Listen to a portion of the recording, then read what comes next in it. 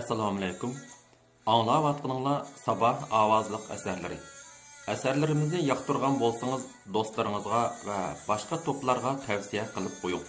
Endi anglaydiganinglar Şinjan Xalq Nashriyati tarafidan nashr qilingan tarixiy roman Chala tekkan o'q. Avtori Abdulla Talib. Birinchi qism 17-bob. Birinchi. Oltinchilarning aman qolganlari ming o'lib bir tirilib yozga aran o'lishvaldi. Mana iyun oylarimi boshlandi. Tog' yamzallarida xushpuroq gullar rangarang chechaklab ketgan edi. Ba'zi g'ullarda qizirib pishgan o'riksimon jinslar sangilab turardi. Töven tarafdagi cho'llarda shivoq, yantoq, buya, chig'irtmoq, azg'on, yo'lg'un qatorliq dasht giyohlari ko'kirib va solishib yotadi. Nerqi tog' qaptallaridagi yeshil qarg'aylar bo'lsa, ko'ngillar zavqini mahliya qiladi. Jilg'a yaqinlaridagi azg'onlar orasida g'o'rolay, ala va seriq qushqachlar vichirlashib, shoxdan shoxga uchishib davr qiladi. Ularga go'yda turumtay, jag'almonlar tahdidlar silib, har yon qochiradi. Past tarafdagi poyansiz ulanbay o'ymonlarida bo'lsa, chorva padalari yamrab yurishadi. Padalarning ustida jup sar agib ozuq izlamoqda edi.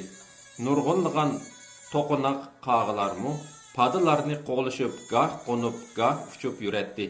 O'stangning nerisida shivoqlar orasida bir yigit kala tizikiga o'lishib olgan qo'ng'izlarni etkiga teriyotdi. Andin u yugurib kelib so'ran saldi. Xo'sh xabar, davlat qo'ng'izi, yaxshilikning belgisi. Ditsizligini qarasining sayim, dedi Akbar. Uni masxarlab, eshak o'lman desa, orqasi g'ijak tartibdi degandek, nimalarni deb yurasan ahmoq? Akbarning didsiz, ahmoq so'zi Sayimning sal zitiga tegdi. Kimni didsiz deyapsan? Ko'zingga beqib so'zla. Ma'vo davlat qo'ng'iz bo'lmay nima? Sayim qo'ng'izlarni yigitlarga ko'rsatishga boshladi. Bo'ldi qo'y, bundaq tetiqsiz gaplaringni.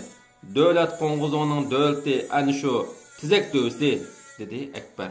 Ballar paraqida kulishdi. Sayim lamzalla, Akbar o'tkir. Her ikkisi Erpanga Qaraqurum tog'laridan tartib tunish bo'lsa-mu, ilgari bo'shanliq va ba'zi sabablar bilan amdilikda bo'lsa, og'riq sababidan bu doram ular Erpan bilan qachalmagan edi. Qo'ng'iz suhbatlari vaqtida u yerga 3 kichik mashina keldi va bir qancha harbiy mulkiy arboblar tushdi.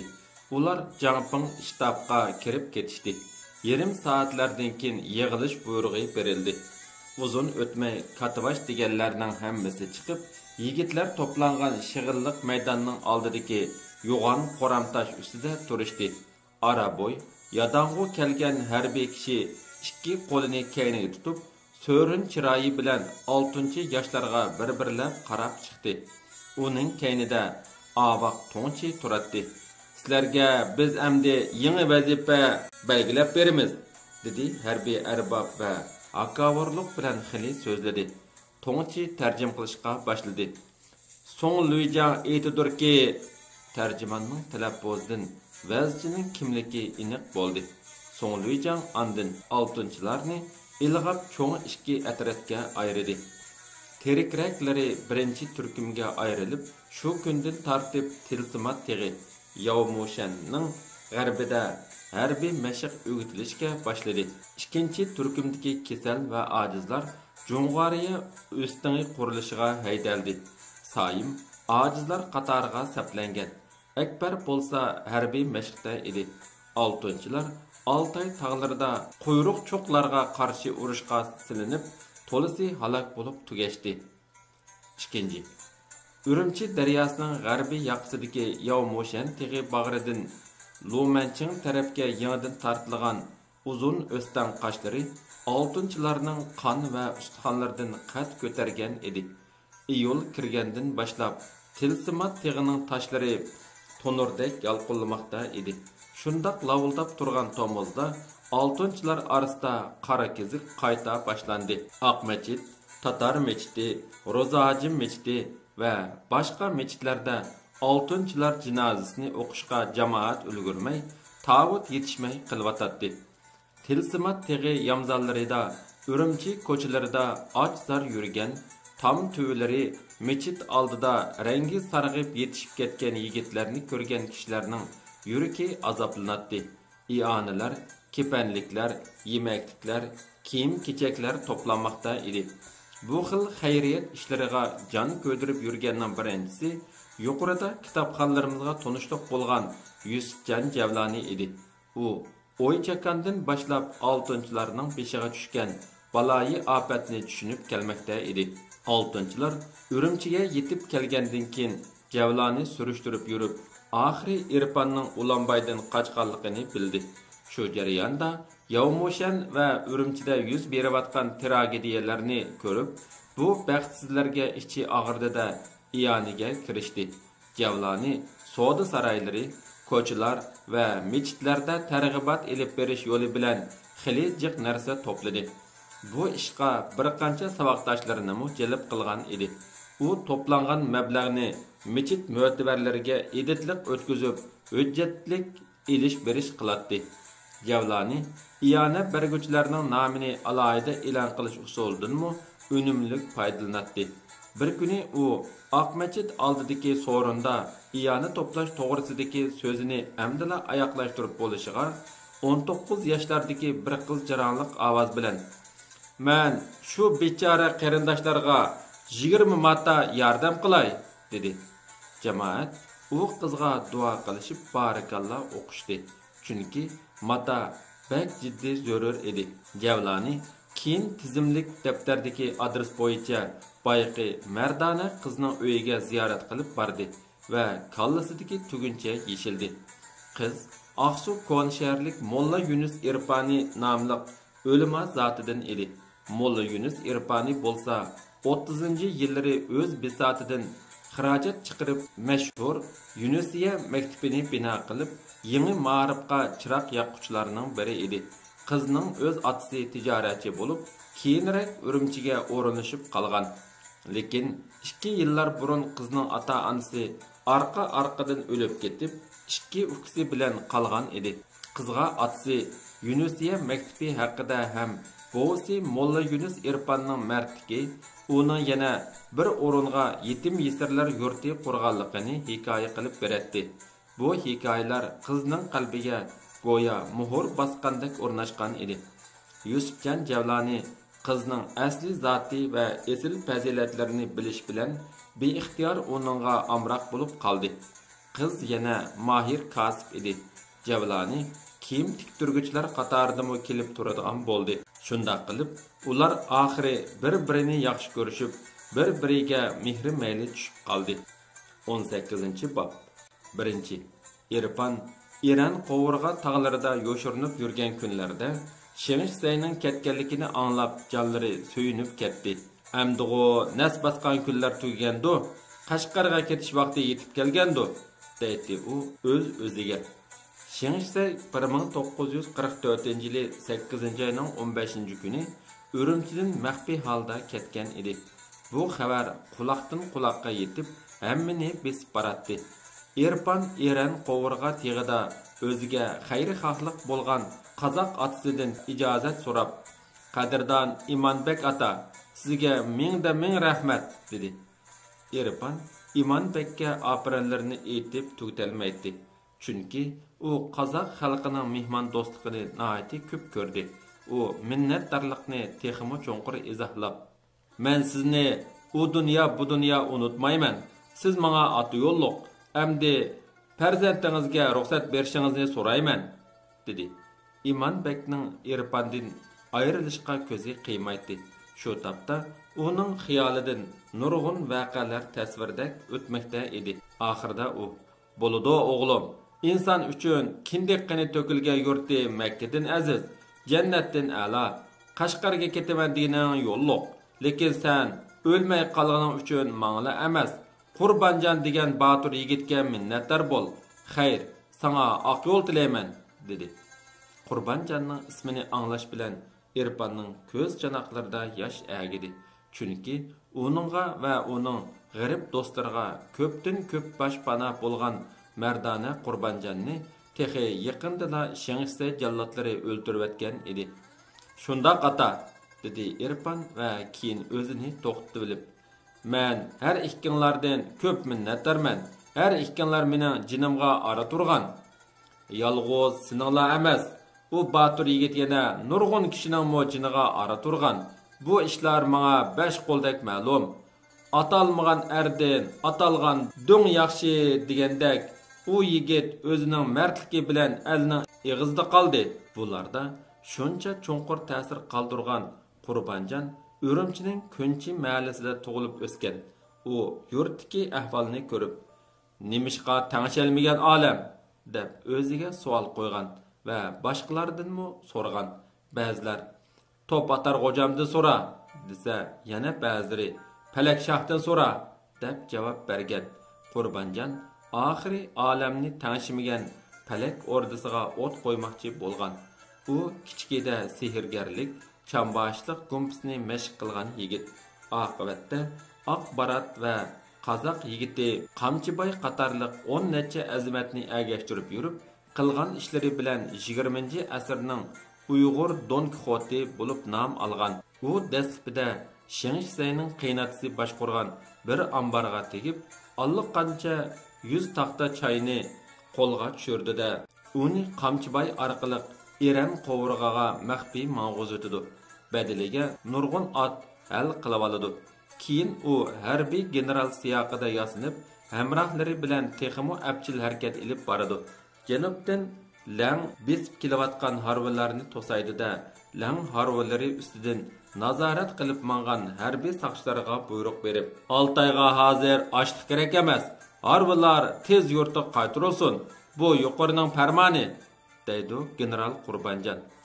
Saysiga tutilib, Jung'ariya cho'llarida lang besib, g'amkin mangan dehqon harviykeşlar ajal changilidan qutqizib qo'ygan bu generalga barakalla aytib orqaga qaytdi. Yuqorqi ikki ish Qurbanjon delosining bosh amili bo'lib, Duban Yamulidan uni terik tutish farmoni jakolandi. Aqtirishlar sijil davom qilsa-mu, Qurbanjon hech tutilmaydi. Yangi anzlar yana tug'ilib turdi. Bir kuni Duban mahkamasining 5 etini ap qechibdi desa, yana bir kuni Dashimindagi hukumat do'koniga bulanch kiribdi. Ikkinchi turmadan manchi mahbusni ap chiqib ketibdi degan xabarlar Shing Dubanni bargan sari vasvasiga salmoqda edi.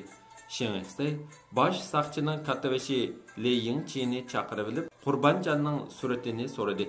Li Yingchi duduqlanib, "Qurbanjon deganning bizda rasm surati tugul, soyisimi yo'q. U rastilla shaytonga o'xshaydigan bir nim bo'lsa kerak", dedi. "Qurbanjon bu ablah beshimizga balo bo'ldi", dedi Shing Duban izda o'ltirolmay. "Bu ofatnimi o 2-aprel suiqasdchilaridek ujuqtirib o'tish kerak." Shengistey bir oz o'ylanib olgandan keyin yana davom qildi. "Bu ofatni qandoq ujuqtirish yanla sana bog'liq. Chunki o't o'chiradigan banan yelpigishni xili burunla sana tutqizganman." Li Yingchi itoatmanlik bilan beshini egib qasamyat qildi. Qurbanjon o'z ishini yurgizaverdi. U har xil kiyim-kechaklarni rastlab olgan edi. Gohida general, gohida saqchi, gohi kunlari bo'lsa qozoq, gohida yizoq qizlari siyoqida yasinib, xiraman yuratdi. Uning qamlashgan chiroyi va qomati sehrisi uchun o'ngishliq imkonlarni yaratib bergan edi. Uning ishlari el manfaati bo'lgani uchun hech kimningmi uni payloqchilarga cheqib qo'yishga dili tortmaydi. U 6-chi balalarning dashigu jilg'isidagi fojiasini Qamchiboydan angladi-da, aksla Aqbarat qatorliqlar bilan otlanib, Sarchuqa tarafga qarab mandi. Bu chog'da hamma yoqni qilin qor qoplab ketgan edi. Ular jilg'imu jilg'a, davanmu davan ot chepib yurib, bir qiya ustiga chiqqanda, ko'zi o'tkir Qamchiboy oldi yoqdagi bir hangni ko'rsatib, do'stlarini boshlab mandi. Ular qiyadan pastga qarab tushib, hangdan 3 kishini tepib oldi-da, qarga ko'milib qolgan bu uchaylarni jo'larga o'rab shu atrofdagi to'shal uyga elib bordi. Bu İmanbek chalning qishlosi edi. İmanbek tevib edi. Üçeylerinin tomirini bir-birlab tutib ko'rdi. Ulardan biri allaqachon ketib qolgan edi. İkincisi birer 2 saatdan keyin jon uzib ketdi. Üçüncüsü nimjon holatda yotadi. Anga do'milab tushganda uning o'ng qo'li chiqib ketgan edi. Qurban jonlar bayqi 2 o'likni tog' bag'riga dafn qilgandan keyin 3-yigitni tevib chalg'i tapilab, "Kasalga obdan qarang, ehtiyojli narsangizni biz hudda qilamiz" deb qaytib ketishgan edi. Bu nimjon yigit Erpan edi. U İmanbekning parvishi orqasida asta-asta asliga keldi. Tog'ning sap havosimi, qozoq xalqining mehribonligining davosimi uningga aram va darmon bag'ishlamoqda edi. U hamon Qashqarni, Jon Qo'rg'ondagi Layli gulni eslaydi. Cho'lpan yodiga yetganda o't bo'lib yonatdi va to'lg'inatdi. Shunga avuldan oxiri xo'shlashdi. "İmanbek ata, duo bering." İkinci. Erpanning Urumchiga tunji qitim kelishi bo'lg'achqa, bu yerning alma-talmini alg'icha tengirqab yurdi.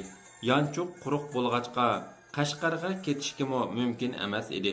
Kunlarning birida u Akbar bilan Soyimning derekini uqdi. Akbarning Oltay so'qishiga ketganligini, Soyimning Koni mol bozoridagi Sopi Chandaza degan kishining uyida yetib qopib yurayotganligini anglab ko'ngli emin topdi. Avgustning oxirgi kunlarining birida u Soyimni izlab Sopi Chandazning qurasiga keldi. Nima uchundir bu uyga nurg'un jamoat kirib chiqib turadi. Erpan Qur'onning oldiga kelganda ayminib darhol kayniga dajividi. Buni ko'rib olgan bir kishi darhol to'lab, "Mehmon yigit, beri kelsizlar, keliversizlar" deb chaqirdi. Bu kishi dal Sopi Chandazning o'zi edi. Sopi Chandaza mehmonni uyga boshlab, jamoat bilan birga o'ltirg'izdi. Erpan jamoatning duo yondirib bo'lgandan keyin "Muborak bo'lsin" deganlarga qarab, "Bugun to'ychi o'xshaydi" deb his qildi. Jamoat uzoq bo'lgandan keyin Erpanmo xo'shlashib ma'moqqa tamshilvedi. Sopi Chandaza uni tutilib, "Men yetimchini uyimda bir kech qo'ndirmay ketkizmayman. Pamimcha siz musofir o'xshaysiz. Bugun kecha mening bilan al-mung bo'ling" dedi-de, Erpanni qo'ndirib qoldi. Ular kechgacha paranglashdi va tonishdi. Parang bargan sari cho'nqurlashib, Qashqardan Urumchigacha Ömer Bayning bexillik bilan yiqqan dunyosining qandoq to'zib, o'zining qandoq o'lganligidan tartib, karvon beshi Nasriddinning halokatigacha, 6-yigitlarning qandoq nobud qilinishidan tartib, zumigar, nodon beglar bilan zaman qulining qonliq jinoyatlargacha kengaygan edi. "Men Qashqardan chiqqanda" deydi Sopi Chandaza o'zini tunishtirib, "Alaxorjunni o'shnamga silibla chiqqan. Burun meni Alaxorjun Qashqari deb zanglik qilganlar, endi Chandaza taga deb yinimda parvoni bo'lib yurishdigan bo'ldi. Mening Chandazam qadimqi Yopurdan tartib Zab Kashgar, Zarbi Kashmir, Zarbi Xotan deb atalgan pullarni ko'rdi. Men mushu pullar bilan nurg'un yetimchilarning beshini siyladim." U ilgari qimorbozlik bilan ashundoq o'tgan bo'lsa, keyingi kunlardagi oshpazlik tijoratlari haqida aytishni xohlamadi. Sopi Chandaza oradan Erpanga Soyimning ahvolini tunishtirib, "Soyim sarg'ayib yinimga kelganda uni bir kichik o'jirga tanho o'rlashtirib qo'ydim. Lekin Soyim badqiliq yigit bo'lib chiqdi. Har kuni degidak aroq ichib oladi. Ish xo'sh yoqmaydi" dedi. Erpan o'z og'inisining bu qadar tushkunligini anglab ichi serildi. Sopi Chandaza uning diqqatini yangi bir masalaga jalb qilib, so'zini yana davomlashtirdi. "Men yetim yesirlarga qo'limdan kelganini ayamadim. Soyimg'imi, boshqalarg'imi shundoq. Men sizga bugungi to'y ma'rakamizni misol qilib beray. Shingshingshaning yo'li ochilgandan keyin men tijorat uchun Juchuanga bordim. U yerda ko'rganlarimni desam, anglab ichim serildi. Ko'ch-ko'chalarda, yo'l bo'ylarida, butxona oldilarida egi chaqsiz yetim o'g'il qizlar qip-yalang'och yurishidi. Ichi qap ketishgan bu norasida bolalar non deb oldingizga etilib keladi. Ularning iriq bo'ylarida hasharotlar bilan sig'iz laylarni yeb turishlaricha. Men bularni ko'rib ko'nglim bir qismi bo'ldi. Lekin amal qancha? Men ishimga ketaverdim. Shunda bir qizning yig'a aralash ovozi anglandi. Men keynimga burilib qaradim. Kichikkina bir qiz zorlanib kelib o'tibdi. U kelginicha peshimga ching esildi. Ko'zi mo'ldirlab to'xtamay yosh to'kib turardi. Onunğa içim ağrıp, bir to'g'ram non berdim-da, yo'limga mengishga tamshaldim. Lekin qiz nonni qo'limdan ilib turibmi, yana kelib peshimga yepishdi. U yig'lab bir nimlarni deydi. Shu chaqda seriq Uyg'ur oiladan birisi kelib qoldi. Uning iti Asna ekan. Asna mening Şinjanlik Uyg'ur ekanligimni bildi-da, iliqi ava qizning deganlarini menga o'rib berdi. Texichila peshimni qo'yib etmay Çuldurlayotgan qizning ismi ma'lum bo'lib, uning ota-onasi yaqinda yuz bergan qayoqlikda o'lib ketgan ekan. Birla aksi bo'lib, umo jon baqish uchun qayoqlargadir ketib qopti. Bu qiz menga meni beqval, bo'lmasa o'lib qolman deyotgan ekan. Men qanday qilishimni bilolmay turib qildim. Heliqi Asnamo bu qizni beqvalishimni talab qildi. Meningmo ichim og'irdi. Malanni shuning bilan Urumchiga ilib keldim-da, arzulab beqib cho'ng qilyapman. So'pichandaza orada bir oz dimini ilib olgandan keyin davom qildi. Mening oilam kasalchan bo'lganlikdan biz bola yuzi ko'ralmagan. Shunga xotinimmo malanga amroq bo'lib ketdi. Qizimmo apsiga shuncha yeris. Bugun mana jamoatga to'y berib oldik. Azan takbir etib qizimga Maryam deb ot qo'ydik. Barakallah taga, o'zlariga yengvashdan qo'l qo'ydim, dedi Irfan Sopi Chandazning so'zidan ta'sirlanib. Bugungi tanishish munosabati bilan Irfan Urumchida uzun mezgil turib qoldi. 3. Irfan Urumchida turib qolgan mezgillarida yanila Sopi Chandaza uning peshini selidi. Uni Sanchxanza ko'chasidagi bir kichik mata chakman do'koniga qaratib qo'ydi. Lekin Irfanning g'imi og'inisi Sayimda qoldi. Ikkaylan texicha yuz ko'rishalmadi. Sayim qon satgan puliga aroq ichib, beshi qaygan, puti taygan yerlarda yuratdi. So'pchandaza uningga atab bergan hujraga kelmaganigimi xili kunlar bo'lib qolgan edi. Ishdan ara bo'lgan bir kuni Irfan og'inisini izlab ko'chaga chiqdi. Qon setib olgan joylardan biri shahar ichidagi Shangdimiyo nomli butxonaning keyinda edi. Irfan surishtirib yurib, ashu butxona oldiga keldi.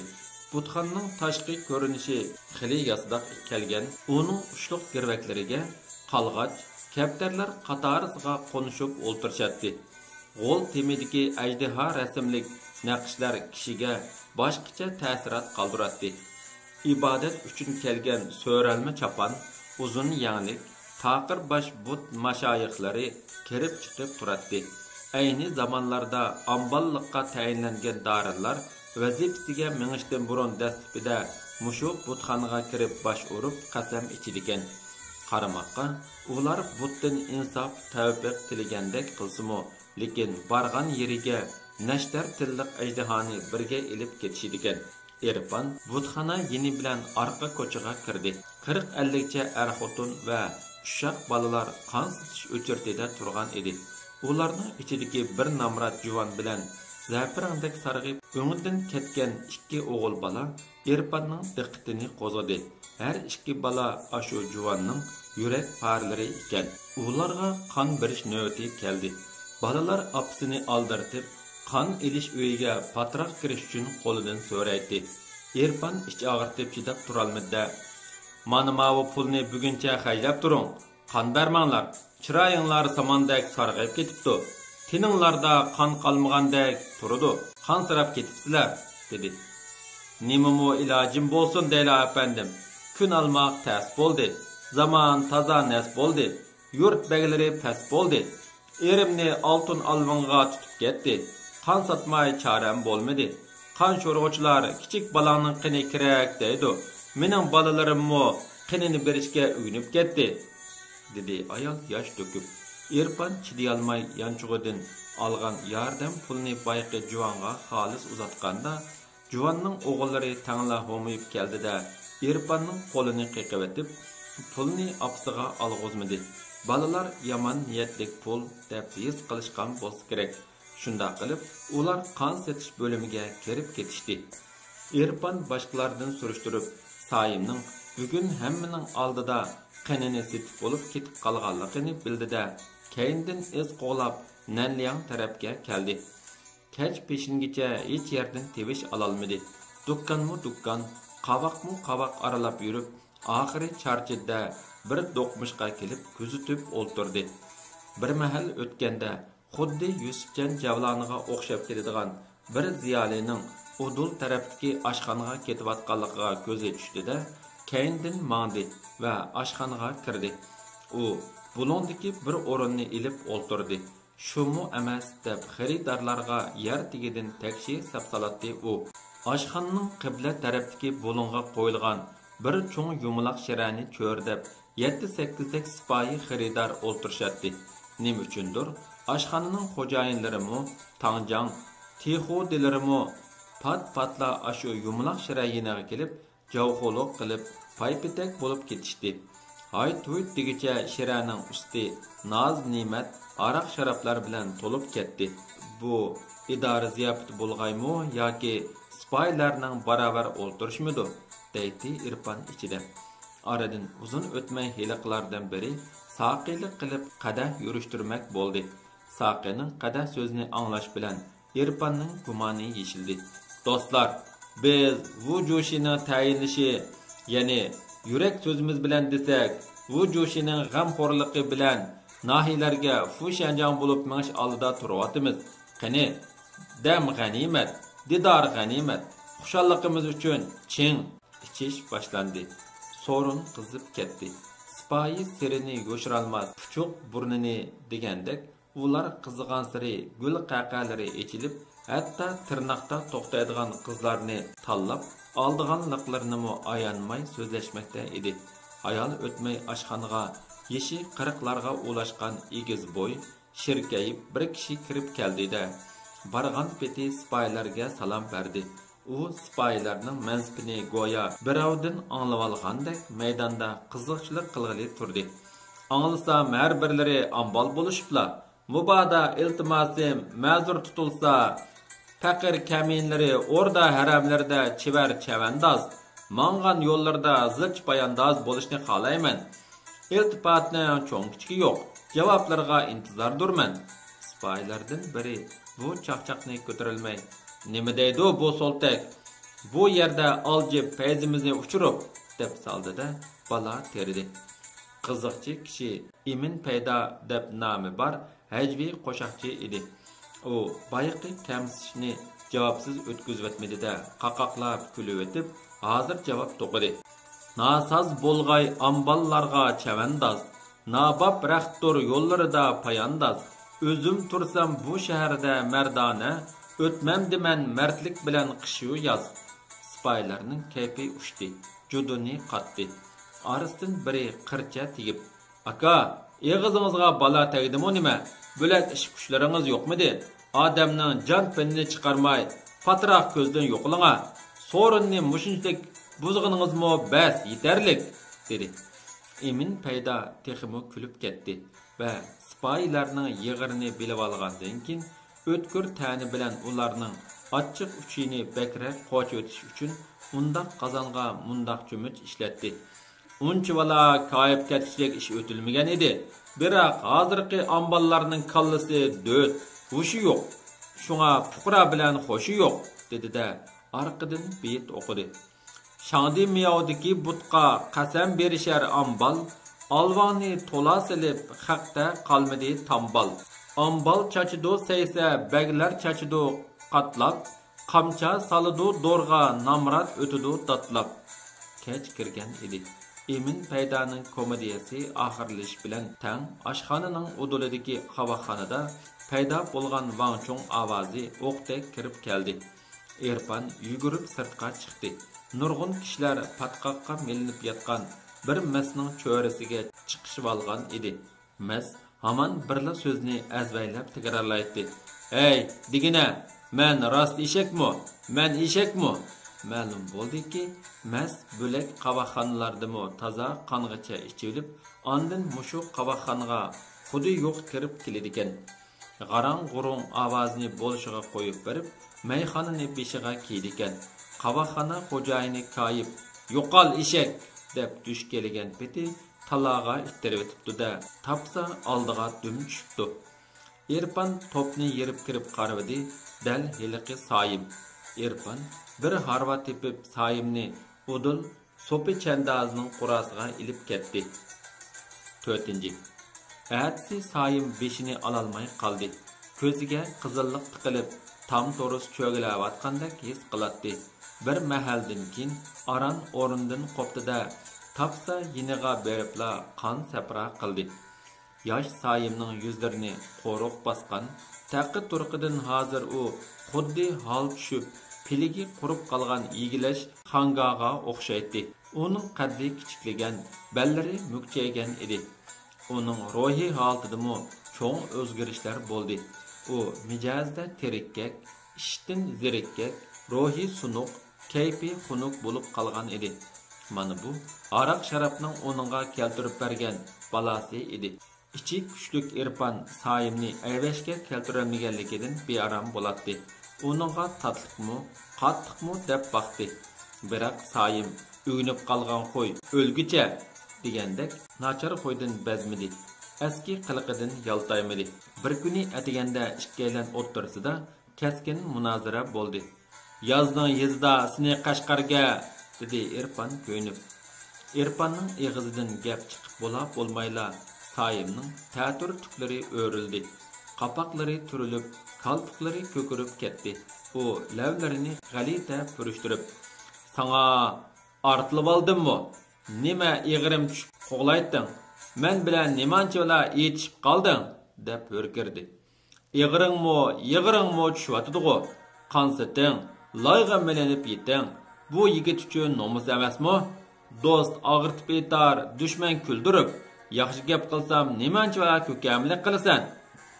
Sening meni boshlaydigan haqqing yo'q. O'zing bilgan yo'lni otangga berma debdikan. Men bilan sening nima koring?" Sayimni ozg'an yo'ldan qaytarib kelish mumkin bo'lmadi. Lekin ikki do'stning hozirgi munozaralari to'g'riliq kishilarning ingida yiroq tursa kishnishidi, yaqin tursa tishlashidi deydigan uqishmaslikni paydo qilib qo'ymaslik uchun Erpan amdi Sayim to'g'risida ig'iz ochmaydiganlar bo'ldi. Uningga joq to'ydi. Bugun kunga yakshanba edi. U ravob izlab ko'chaga chiqdi. Uning Qashqardan ko'tarib kelgan ravobi Eran Qo'vrg'a tog'larida sunib ketgan edi. Erpan Nanman Rozi hojimning mechiti yinidagi bir kichik do'konning oldiga borganda turgan bir ravobga ko'zi tushdi-da, so'yinginidan yugurib do'konga kirgan peti ravobni qo'lga oldi. Ravobning beshidan qo'liqigacha qarashga boshladi. "Pa, bizning Toshmaloqda ishlangan ravob", davatdi u. Ravobni ko'rib Erpanning zirikishligi va baya Sayimdan tortgan alam xafaligi birdamning oralig'ida olli qayoqlarga uchib ketdi. Ravobning munguzidan ishlangan yo'ltuz shakllik naqshi uning ko'ziga guldek ko'rinadi. Agmak quliqi hilol oy nash'alidek, yumaloq beshi quyosh simosidekla gavdilanadi. Erpan o'tdek zavqi bilan do'kon ichida zahmak sadosini ajoyib avjiga ko'taribdi. Ravobning 5 tarisidan urg'ib to'lqinlagan tarannum kuylari anglab turg'uvchilarning sezgu a'zolarida tangla hayajon qo'zg'agan edi. Do'kondor muzikantning mahoratiga qoyil bo'ldi-da, ravobni uningga shu yerdala hadiya qilibdi. Erpan sehi xo'jayiniga adab ardam bilan hashqalla rahmat bildirib bo'lib, Ko'nimal bozorga yetib keldi. Bu yerda uni tam yaqinlarida oftobga qaqilib o'ltirishib ketgan nurg'un musofir yetimchilar qorshib oldi. Uning ichida Altay tog'laridan qochib kelib, yurtiga ketolmay yurgan 6-chi yigitlarmi bor edi. Erpan bu yerga to'plashib olgan dilkashlarning parangiga o'rtoq bo'ldi. Dal mushu asnoda kiyinishi salobatlik, yosh qurami 30lar qarasini olgan bir yigitning sexiligi birdilla jamoatning nazarini jalb qildi. U süzük chiroy, qaddi kelishgan, yelkisi kang, eg'iziga mos tartib olgan, beshiga Manchester do'ppa, uchisiga sarja kostyum burilga, putiga qora xurum batinka kiygan mazmut bir yigit edi. U yanchuqidan bag'lam yep-yangi dollarni o'chimlab oldi-da, uni 6-chi yigitlarga kang qo'lliq bilan tarqitishga boshladi. Bu cheksiz saxiylikdan ta'sirlangan ba'zilar bu mardona yigit kim bo'lg'ay, tonumsizlar deb bir-biridan surishtirishatdi. Lekin hech kim uning qiyosiy itinimi eg'izlaridan chiqara olmadi. Sexiy kishining ism sharifini belib olish uchun maydondagi intizorlik g'ulg'ulisi to'xtamagandan keyin heliqi sexiy yigit bilan birga kelgan do'g'loqqina qizil yuzlik ziyoli Ahmedi deb to'lidi. Xo'sh, undaqda Ahmedi kim bo'ladi? Nereden keladi? Nerede ishlaydi? degan savollarning quyruqi uzilmay davom qiladi. Biroq bu savollarga javob berguchi chiqmadi. Uzun o'tmay Ahmediylar ketib qoldi. Irfan bu sexiy kishini qandaqdir bir kishiga o'xshatgandek qildi-yu, yanada dargumanda bo'lib, toza esiga ololmadi. Ammo u xuddi tepishmoqqa javob izlayotgan o'quvchidek cho'nqur xiyolga cho'kib ketdi. 18-bob tugadi.